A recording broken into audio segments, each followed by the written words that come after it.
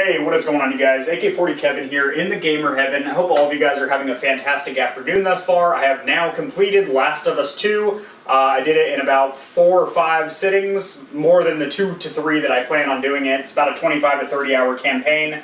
If you're just playing through casually, you're not speed running, but you're also not taking your time checking every drawer for used condoms, shoelaces, and apple cores, scooping up all the loot. You know, the game, it was okay. It was okay. That's the best way to describe it. It's a mediocre game. It's right there in the middle. There's a lot of pros and a lot of cons, which kind of sucks because this is a AAA title that was delayed multiple times. It doesn't really have any excuse for these mistakes or errors here. It should have been an absolutely fluid experience, and there should have been a lot more tweaks done in the background with the programming and engineering of the game to where it was a much more fluid experience. As the story, we're not even going to touch that just yet. We will be covering that near the end of the video because I have a lot of points to go over on that. And without further ado, let's get it.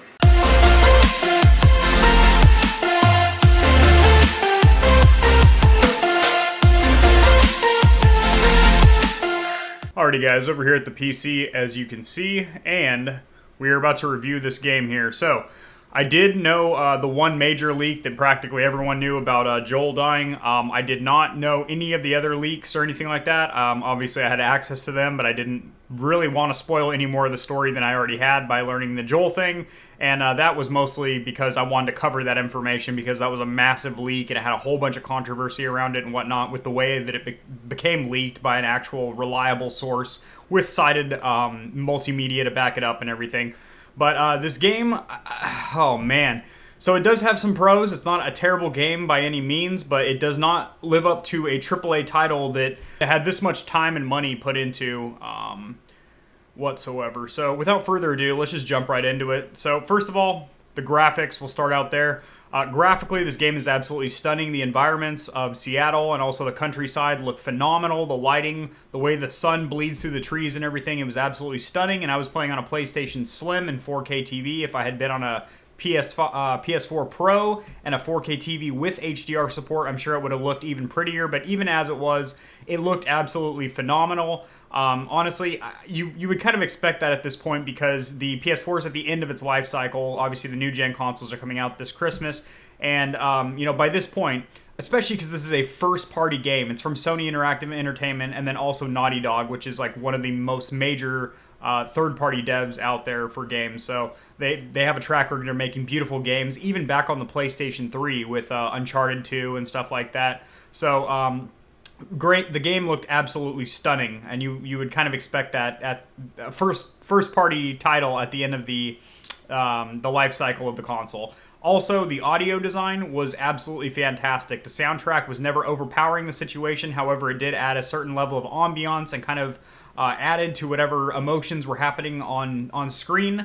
The soundtrack was always there to play it up and back it up, which is great. Also, audio design as far as enemies. I was able to pinpoint if people were to the left of me, to the right of me, and even on top or below me, because there is great verticality to these maps. A lot of these fights, there's multiple routes you can take to flank people and stuff like that. And, you know, I'd be able to tell if people were above and below me. I was playing with some pretty good headphones that have 7.1 simulated Dolby surround sound, so they're you know, they're meant for situational, for good dynamic spread, so you can figure out, you can pinpoint enemies and stuff like that. But even with just like, if you just had some earbuds in or something like that, the game's audio design's really good. All the enemies sounded amazing. The clickers sound absolutely terrifying. The bloaters and shamblers make a real nasty grunting noise. They kind of sound like Jabba the Hutt on PCP. Very scary stuff. The human enemies, I did think it was really cool that they all have their own, all the NPC enemies you fight have their own names. So if you kill someone, they'll be like, oh, they got Jerry, or Sally's down, kill that bitch. It's super immersive. Also, the environments, everything from, you know, with these headphones, I was able to pick up like wind and birds off in the distance, and then all of a sudden, boom, jump scare, and it's just like really jarring. So, also the guns, all the guns had a very satisfying sound to them. They didn't sound muddled or clunky or anything like that. Everything had a really rich tone to it, especially when you're banging on the long gun. Sounded real good. So as for gameplay, now this isn't combat. I have a separate section for combat. And as for gameplay, that's just traversing the map, climbing stuff like that, puzzles, getting around from area to area. And basically the majority of the game is going to be, you know, gameplay with a little bit of combat in there. So the gameplay, honestly, this didn't feel like a modern title, okay? Like Ellie and Abby definitely felt a little bit more light on their feet than the characters in Last of Us 1, but it's still, you know, they added a couple movements here and there. You can go prone now, which is cool, to go underneath environments, and that comes into play in combat. You can actually hide underneath cars and shoot people in their ankles and hide out there and lose them and stuff like that. So that's cool. The prone, I do think is really cool. They added a dedicated jump. I'm doing air quotes here because it's not like a regular jump button where she could jump on, you know, almost anything in the environment. You know, there were predetermined objects rendered in the map where she could jump on. And, you know, even when you're doing some of the jump stages where you're doing some Uncharted style stuff, jumping from area to area, you have to be holding down L1 and pressing X at just the right time. And it's kind of hard to fuck it up. You can't, like, timing didn't really come into play. It's like, as long as you hit X at the edge of the ledge, you're going to jump. And it's not like a real jump button like you'd be used to in a lot of modern titles. So that was kind of weird. And all in all, it just felt a lot like The Last of Us 1, which that game is 7.5 years old. So it felt like a 7.5-year-old game. That is not a compliment for a AAA title. It didn't feel fresh. It didn't feel like you had a whole lot of new movement abilities and stuff like that. I'm not saying it should be futuristic with jetpacks or anything like that, but you know, the character should have been a little bit lighter on their feet and maybe added a couple more abilities. And this is going to transfer right into combat, which I had some major issues with. So the combat in this game was, I'm not going to say broken, but it's not good. The aiming is insanely hard to get a handle on in order for you to get a hold of it. I'd say the first 6 to 8 hours, I was shooting like trash, and it made me feel like shit, like I had never played a shooting game in my life, and I'm usually really proficient at shooting games. So, you know, here's what it comes down to. The game by default has your auto-aim or your aim assist set to 10. So I left it at 10, I was messing around with it a little bit, but basically it's not a very linear right stick progression, so at about 30%, you know, nothing's happening. There's literally like the smallest movement, and then you hit a threshold right at 30% where the reticle just jerks to the left or right. It's not smooth, it's not linear, and it makes shooting very difficult. So eventually what I figured out is if you leave the aim assist at the default of 10, to just do snap aiming, where you literally just flick towards the enemy and it kind of like sticks on them and you can shoot them, which isn't great. I tried turning it off completely, which I generally like to do on all games. You know, I'm a PC gamer by nature, so I generally, you know, obviously with a mouse you don't need aim assist because your wrist is the aim assist, but you know, even with console games, I feel like you can be pretty accurate with a controller if you know what you're doing. So, you know, I tried having it on 0, and it was pretty fucking hard to aim. It wasn't linear. It was very snappy and not in a good way. You know, it hit that 30% threshold and then just whipped me across. And I would overshoot. I would undershoot. I was all over the place. Eventually, by the, I'd say about a third of the way into the game, I got a hang of it. And you'll see on my stream, I'm popping a lot of headshots and just mollywopping people. But frustrating. And then also the melee combat is the same exact shit as in the first Last of Us, which is, again, almost an 8-year-old game. That's not a good thing. So basically, you just mash square to attack, and then you press L1 to dodge. Square, L1. Attack, dodge. And I said this on stream a lot. I'd be in like some of the boss fights and stuff where I'm just, you know, doing the same fucking pattern over and over. I'm like, square, square, square, L1. Fight, fight, fight, block. Fight, fight, fight, dodge. It's just like a pattern. It wasn't intriguing at all. They should have added where there's like a low attack where you can sweep people and stuff like that. So if they're like blocking high or something, you can sweep them, get them on the ground, and just proceed to beat the shit out of them. That you should be able to grab enemies a lot easier. You shouldn't have to sneak up on them if you're in a fight and you just dodge. You should have the option to like grab them and take them down.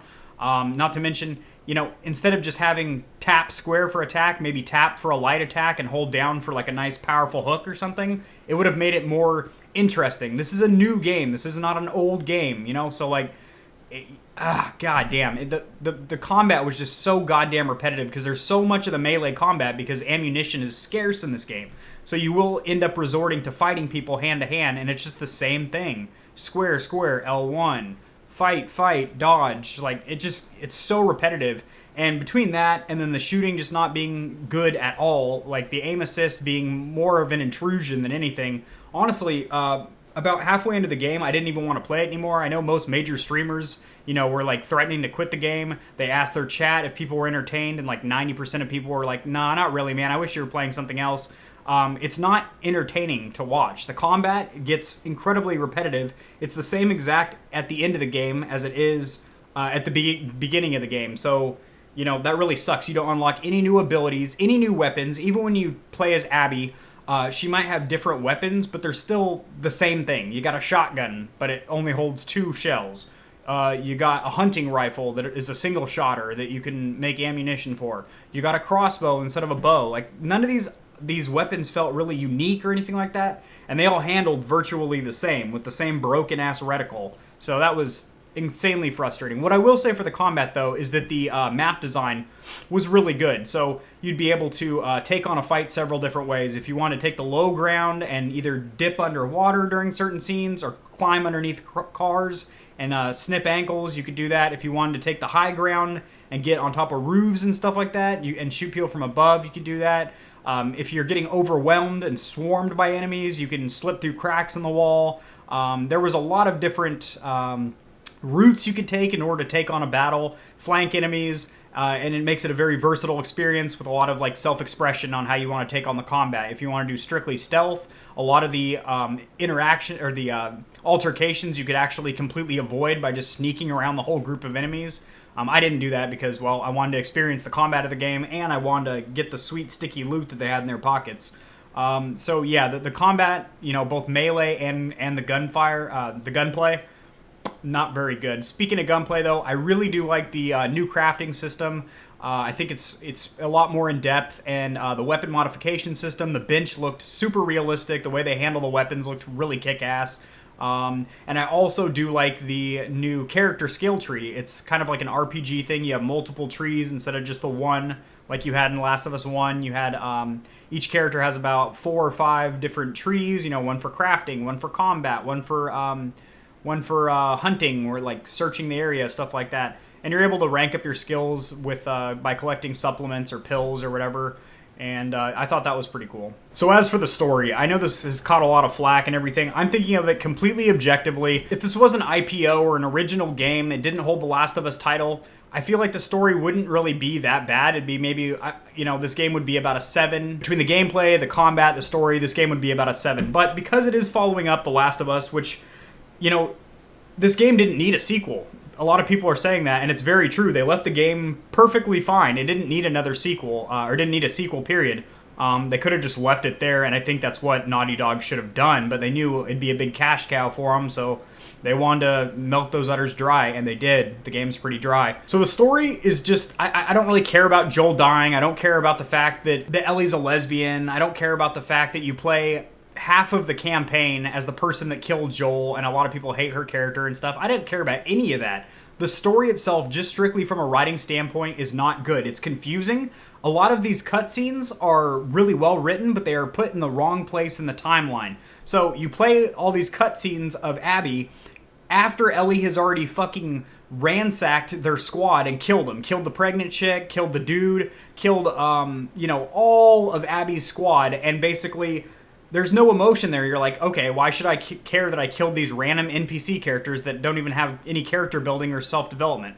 Then you play these cutscenes, which are actually really well written, and you find out, like, the little short-haired girl that looks like Justin Bieber's cousin, she was pregnant and stuff like that. If you would have known that stuff before, they had that cutscene before Ellie gets to that part where she fights her, maybe people would be like, oh man, I hate to do this. I know she's pregnant, but she's trying to kill me. You'd have more emotional connection there, and you'd have more of a conflict of like, oh man, this just doesn't feel right to do. But instead, all these characters had like no character building, no backstory. And here's another thing that doesn't make sense whatsoever to me. There's some major characters that die, okay? I already put all over the screenshot, the thumbnail on this video. There's spoilers and stuff like that. So obviously we already know Joel dies and stuff like that. But Jesse dies, who I personally liked his character a lot. I thought he had a lot of integrity. He was stepping away from the relationship, getting out of the way of Ellie and Dina, who, by the way, Dina is a terribly written character. She adds nothing to the game whatsoever. Her character just seems like a baked potato with legs. They could have done without her. So Jesse, who, has been dating Dina for like 4 years, that his little baby's inside of her and whatnot, just decides, hey, I'm not going to intrude with your guys' relationship. You guys like each other a lot.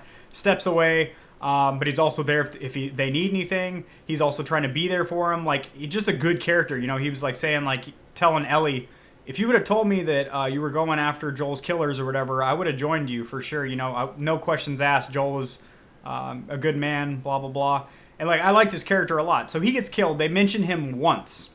He's the father of the child that Dina and Ellie are raising together, and they mention his name once in passing. Like, the fuck? And then also with Manny, who's another homeboy, he gets killed, and literally Ellie doesn't mention him a single time. She jumps over his corpse to get to a piece of cover, just steps over her homeboy's body like it's nothing. Doesn't even say something like, oh, Manny, I'll avenge you, or something like that. And you never hear about him again. That doesn't make any sense to me, considering this is a game that's supposed to be based on human emotion and, it's supposed to be spiking your emotions and stuff, but yet you watch these people die that are supposed to be very main characters, and they're never mentioned again. It's fucking crazy. And then also, the biggest complaint about this story is that it has no sustenance. There's no major structure to it. The whole story is based on revenge, revenge, revenge. Revenge is bad. Should we do this? Revenge is terrible. Don't do this. So it's just revenge back and forth. Joel killed Abby's dad, so she fucking kills Joel. Then, of course, Ellie wants to kill Abby because she killed Joel.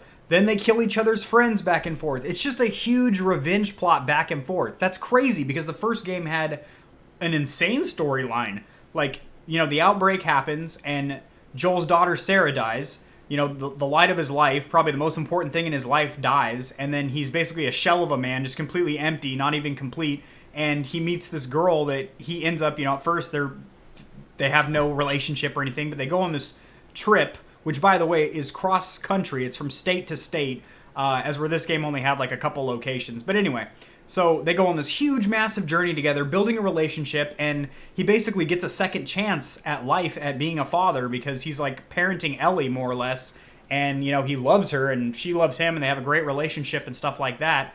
And then you get to the CDC or whatever, where they're going to develop a vaccine, but you find out that the vaccine would potentially kill Ellie, and he's like, do I choose between, saving the world potentially or millions of people with a vaccine, or, this is the most important person in my life that reminds me of my daughter, do I keep her alive? And that's what he ends up doing, killing all the doctors in there, and then the second game picks up years after that. But, that's a really good story. That's, like, well written. And, it was filled with so many little side characters and stuff that had, like, great backstories and character building. This game didn't really have that. Like I said, Jesse was, like, one of my favorite non-main characters, I guess. And he gets mentioned once in passing. It's crazy. Manny, never mentioned. And then, like, another thing you have to wonder is, like, using Zev's proper pronoun of him, right? He associates with a boy as a male. He shaved his head and everything. He got banned from his cult. Even his mother attempted to kill him or whatever because, well, he's, associating with a male that's not supported, and they're kind of homophobic, old school Christian community, whatever. They kind of remind me of, like, angry Amish people or whatever. But here's the thing. Yes, in our current society, that's a huge deal, and I fully support the LGBTQ community and everything like that, but in a post-apocalyptic situation, how critical is that he gets called by his pronoun and stuff like that? And I understand you gotta be yourself and express yourself, but in a post-apocalyptic situation, survival is the name of the game. Also, what doesn't make sense, they tried to pull the whole, oh, she's pregnant, don't kill her card 3 separate times in the game. 3 separate times with 3 separate different preggers. And, this is a post-apocalyptic situation. I don't really give a shit if you're pregnant. Like, honestly, I really don't, especially when you're trying to kill me. So, and that was so stupid that they tried to get away with that same emotional pull on the string 3 times, 3 separate situations. And, it's just ridiculous. And then the fact that Abby and Ellie both don't kill each other, they're so close twice. And Ellie's suffering from PTSD, which, by the way, is a terrible thing. And she ends up going back to try and kill Abby. Can't do it. Gets her fucking fingers bit off. Can't play guitar anymore, which is like her main passion because it reminds her of Joel.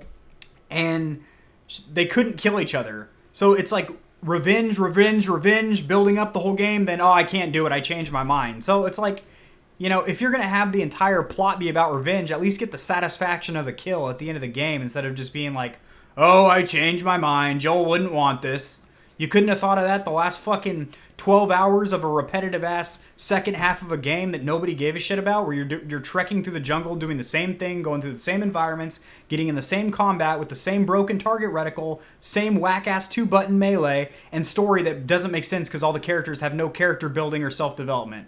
There's my rant right there. The story is garbage. It literally is pure garbage. Now, this isn't just me saying that. Look at every other reviewer out there, and I'm not taking what they have to say and putting it into my review. This is my personal thoughts from playing through the game.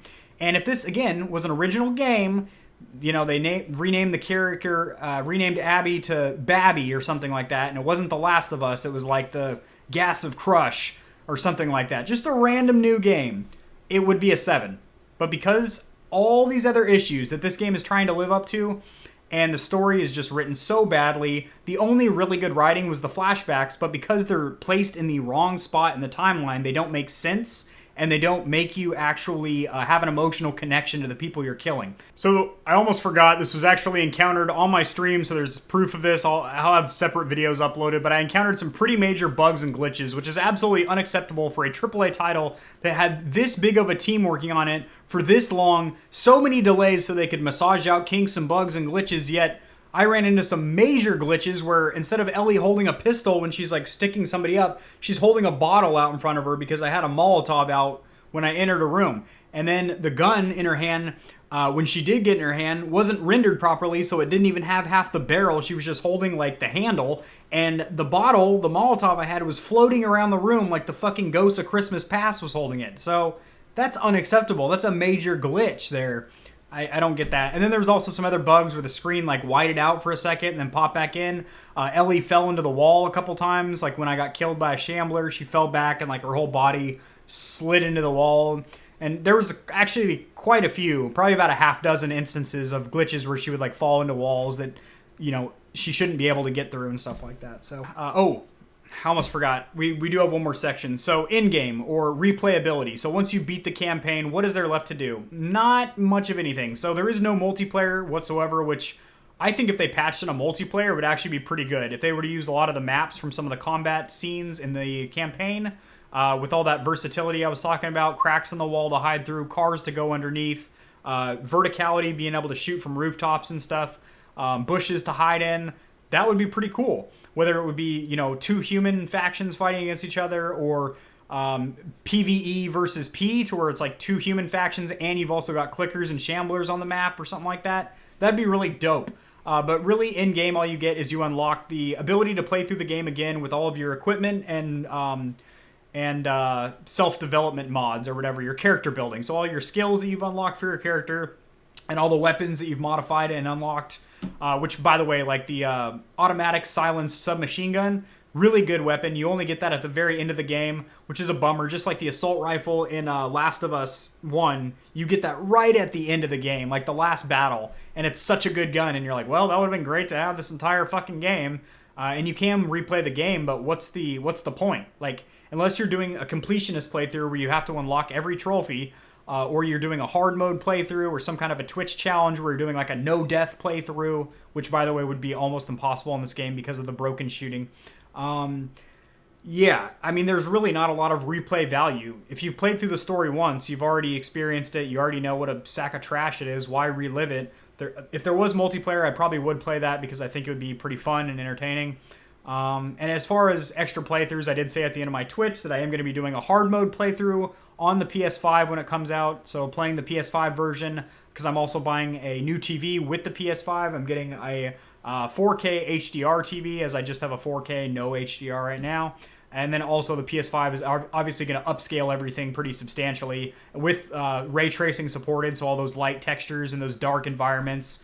And oh my god, it's going to look beautiful, which it already does. So graphics, great. Sound, great. Gameplay, pretty clunky. Shooting, damn near broken. Story, rather not even talk about it because it's just not well written. Not well written. Replayability, next to none. Like, honestly, no multiplayer, and you can't do There's no extra modes that get unlocked or anything like that. In the extras tab, you can unlock some really detailed character models and also some concept art. That's pretty cool, but that's not like enough to keep people hooked and playing again. So once you've played through the campaign, 25 to 30 hours, that's your $60 that you spent right there. So I'm gonna have to give this game a 5 out of 10. So mediocre. How I scale things on my channel here is 1 through 3, 1 through 4 means you should pass on the game, don't even buy it. 5 through 7 means, wait for it to go down in price a little bit, pick it up pre-owned, or just play it at a friend's house or borrow it or something like that. And then 8, 9, and 10 basically means pick up now. It's a great game. So yeah, I got to give it a 5. It's a mediocre game at best.